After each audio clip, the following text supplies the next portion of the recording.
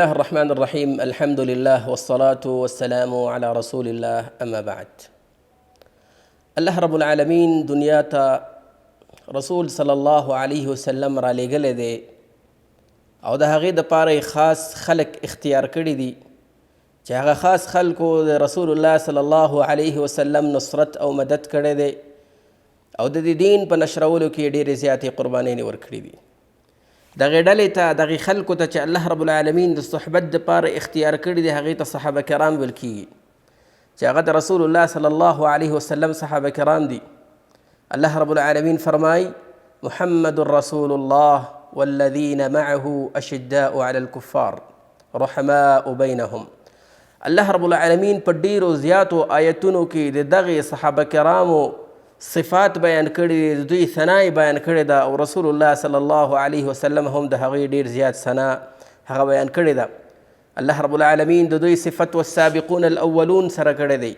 الله رب العالمین د دوی صفت رضی الله عنهم ورضوا عنه باندې کړی دی چې الله رب العالمین د دوی نه راضي دی. همدغه رنګه که چېرته یو مؤمن یو انسان په خپل زړه کې د دغې صحابو سره مینه محبت پیدا کړي، احساس کړي، دا د دې دپاره د خوشحالۍ خبره ده، د ایمان خبره ده.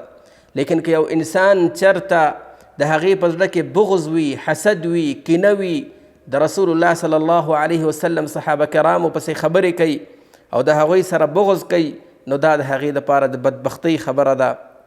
ځکه رسول الله صلی الله علیه وسلم فرمایي زما صحابه کرامو ته کنځلې مه کوئ، زما د په هغه ذات باندې قسم وي چې زما نفس د هغه په لاس کې دی.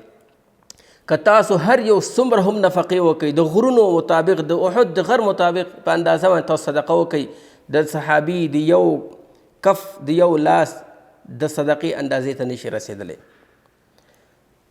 چا قرآن موږ او تاسو له راورسو؟ دا دین موږ له چا را رسولی دی؟ دا سنت او حدیث موږ ته چا را رسولی دي؟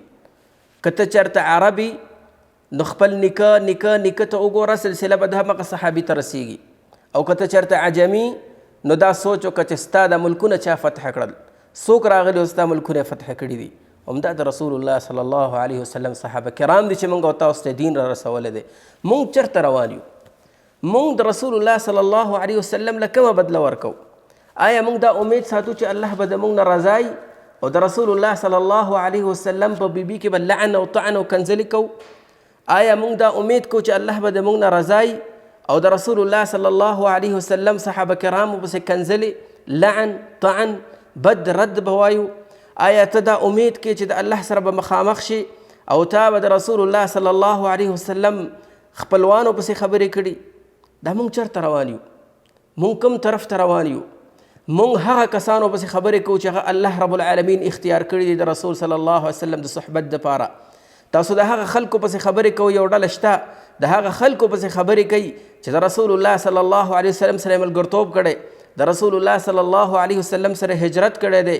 حذیفه ابن الیمان چې د رسول الله صلی الله علیه وسلم پټ رازونه د ده سره، عایشه رضی الله تعالی عنها چې د رسول الله صلی الله علیه وسلم بیبي ده، د ټولو مؤمنانو مور ده. مونږ کومه بدله پیغمبر له ورکو؟ مونږ د هغې نیکۍ کومه بدله ورکو؟ آیا مونږ دا بدله ورکو چې د هغې په خاندان کې طعن او لعن وکړو، په هغوی باندې نعوذ بالله د زنا تهمتونه ولګو؟ عمر رضی الله تعالی عنه چې د رسول الله صلی الله علیه وسلم مرافقت یې کړی دی، هغه پسې بد رد وایو.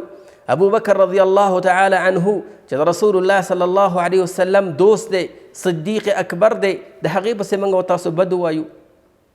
ډیره د افسوس خبره ده چې ستاسو د کنځلو نه، د لعن طعن نه فرعون محفوظ دی، نمرود محفوظ دی، د دنیا هر یو کافر په دې دور کې او هغه دور کې هغه محفوظ دی.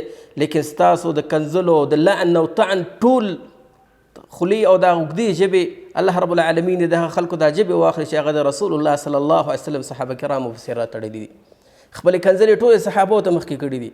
حالا چې الله رب العالمین موږ او تاسو ته د هغوی د محبت حکم کړی دی، د هغوی د اطاعت حکم کړی دی. موږ او تاسو ته دا ویل شوي دي او دا ظاهره ده چې څوک د رسول الله صلی الله علیه وسلم سره مینه کوي، محبت کوي، هغه د صحابو سره مینه وکړي.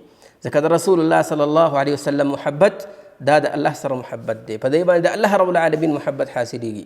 الله رب العالمین د موږ او تاسو دا محبت را په نصیب کړي او الله رب العالمین د موږ او تاسو د غلطو عقایدو نه وساتي.